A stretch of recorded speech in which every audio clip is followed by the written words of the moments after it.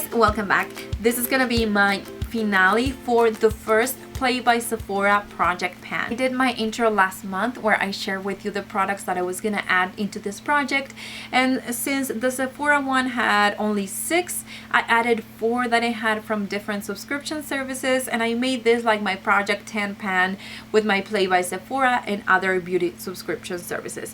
If you want more information about it, I'll link my intro up here, but basically my idea is that a lot of the products they sent or that Sephora sends in these boxes are brand new products, are products that the companies are trying to sell, are trying to share with you how amazing they are, and they send PR packages and they send a lot of products because they want you to try the product and judge it for yourself, but also they want a lot of marketing and they want a lot of sales. So for that reason, you know, you're gonna see it around YouTube and social media. So for me, doing this kind of project pans, it gives me the idea of, you know, the product itself. Does it work for me? Do I need it in my collection? Or is it just a brand new product that everyone is talking about, but it's not working for me? That's the main idea behind this video.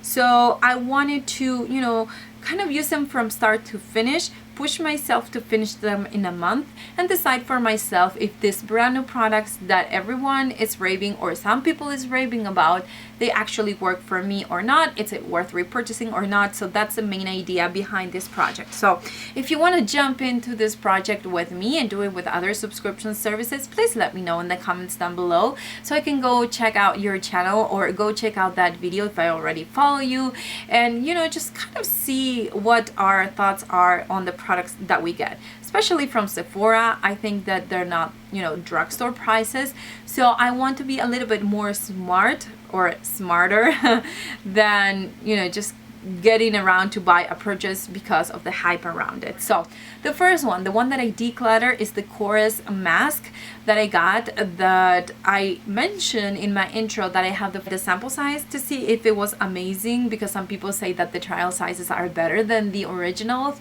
or the full-size product.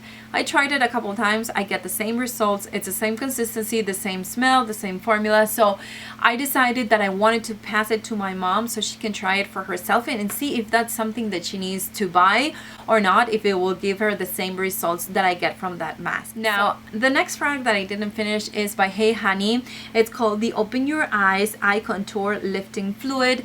This is an eye cream that it's supposed to, of course, lift your under eye area. Now, I didn't notice anything, but I didn't finish it. I still have half of the product. It has 0.27 fluid ounces, so I will continue to use it and then let you know by the next update. Stay tuned for that, but this is going to be something that I will continue to use into, you know, this new month.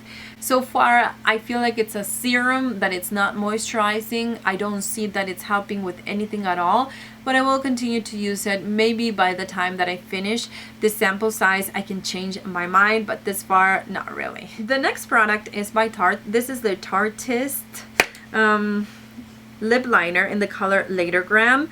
This is one of those products that I've heard many people after the Sephora sending this little sample sizes that they wouldn't repurchase the full size. Now, I've seen swatches of this, I've seen videos talking about them, and everyone keeps raving about how creamy but how fast they set. Now, when you get this one, or when I got this one, the first time I used it, I thought, well, this is pretty drying. And I realized that what I was doing wrong, and this was my case, this is my experience, is that I was pulling out a lot of product. That little thing, point, you can't really twist it down. So I put a lot of product up and it would start to crumble and break. If you just get the tiniest amount and you do your entire lips, this is super, super pigmented. I love this color to use it by itself as a matte lipstick. I really enjoy this formula. It's just that the packaging that they used for this particular sample, I don't think it's the smartest one, because I've heard many people saying that they wouldn't repurchase or that they wouldn't purchase the full size of this lip liner just because it was too dry. In my opinion, it's just the packaging that it's making this appear more drying, or that it dried it up more than if you get the full size. The full size is retractable and you can pull it down. This one, maybe the packaging that Tarte came up with, or Sephora, whoever did, I don't think it was the smartest, because I've seen a lot of people saying that they don't like it. This, I didn't finish it, and I don't know how much product I have left. Maybe I use it one more time and it's done. So I will add it into my next project for the Play by Sephora. Now the next one and the last product that I didn't finish, and it won't be a surprise for you, is this lipstick by Bite Beauty, and it's in the color Kimchi. I'm not sure how you say that, but this is, I don't know, it's a Amuse Bouche lipstick. Now I will continue to use it this month, and hopefully I can finish it by the next month, but this is really pigmented. It's really bold, and I wish that Sephora would send something more neutral so they would accommodate more people instead of something that is this bold. Now the products that I did finish, I'm gonna go quickly over them. The first one is the Skin Iceland Glacial Cleansing Cloths.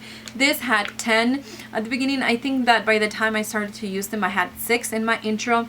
I wouldn't repurchase them. I know you can find them at Ulta.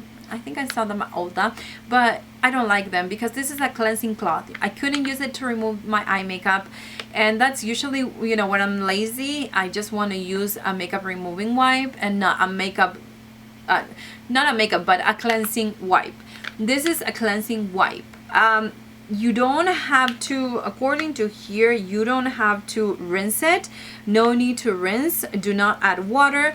But this was just too dry, and I felt like it always left some kind of makeup trace behind. So yes, maybe it will work for somebody that doesn't wear makeup, but if you wear makeup, then you have to remove your makeup, then use this, and you don't have to rinse it, but your skin feels kind of tacky, or I don't know, I just didn't like them. I wouldn't repurchase them. Now the next product is something that I did really enjoy, but here are my thoughts on it. This is the Avene Cleanse Gel, and this has 0.84 fluid ounce. This is a really nice sample. I think I used it up maybe a week ago. I was done with this. I use it in the shower. I use it every morning. I use it every night. It's foaming. It's amazing to use with a contact sponge.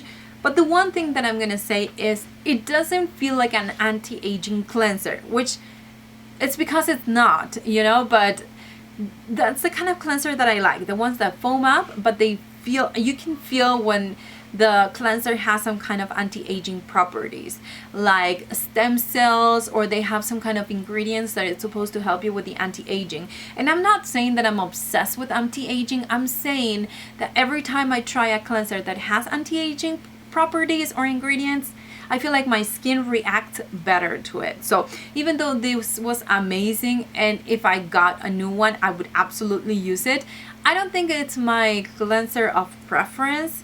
I feel like the one that I have by Avene, I have like an entire set by Avene, and I love that cleanser, and I'm trying to use it sparingly because I don't want to run out of it. It's really expensive, but I think it's gonna be, you know, it's gonna come down to that's the kind of cleanser that I like and that I can see a difference on my skin. So this was nice. If you want something that it will foam, that it will clean your skin and it won't leave it dry or squeaky clean, you know, it will leave it clean but not as dry, then this is amazing. Now this one is the Dr. Brand Microdermabrasion Skin Exfoliant. Now this has 0.25 of an ounce, and this was a really nice size. I ended up finishing this. I was using it at least 3 times a week, and once again, my skin gets tan really easily, but I also get a lot of dead cells in this area, and I start to look gray. So having some kind of micro exfoliation for me is a must during the summer, as much as having some kind of overnight mask is. So this was nice. I think it's $80 if I'm not mistaken. So if I can find it on a sale, I would absolutely repurchase it. But if I get different micro exfoliations from different brands, I would give them a go and see if I can compare it to this. This smells really nice, smells like lemon. Once you remove it, especially if you do it in the shower like I like to do it, you'll feel like a really nice and tingly sensation with a lemon scent. You can tell that this is a high-end product. You can tell the difference. I mean, this is something that if I can't really find something close to this or something that is really similar to this with a lower price, I would have to repurchase the full size. The next one is another skincare product. This is the Origins new Maskimizer Skin Optimizing Mask Primer. Now it came in this little package, and in the middle it has this little sample that you would spray it on your face and then put the mask on top. It was nice because it made the mask, no matter what mask I used before, it made them go on better. If I use it underneath any kind of pore cleansing mask, I could see a difference as far as how it easily, you know, disperses or blends into your skin, and you don't have to use as much as if you didn't use this product. So I feel like it actually helps you kind of move the product around on your face. Now, did I see a difference whenever I didn't use the primer and whenever I did? I just didn't. I don't think it works for me, and maybe if I sprayed some water before applying a mask, I would get the same results and I would save a little bit more of product in my mask. So I will try that, but I don't think I will be repurchasing it. It was nice, but nothing that I could see an actual difference on my skin. Now it also came with a couple of masks. I'm going to talk about the first one, the Clear Improvement one.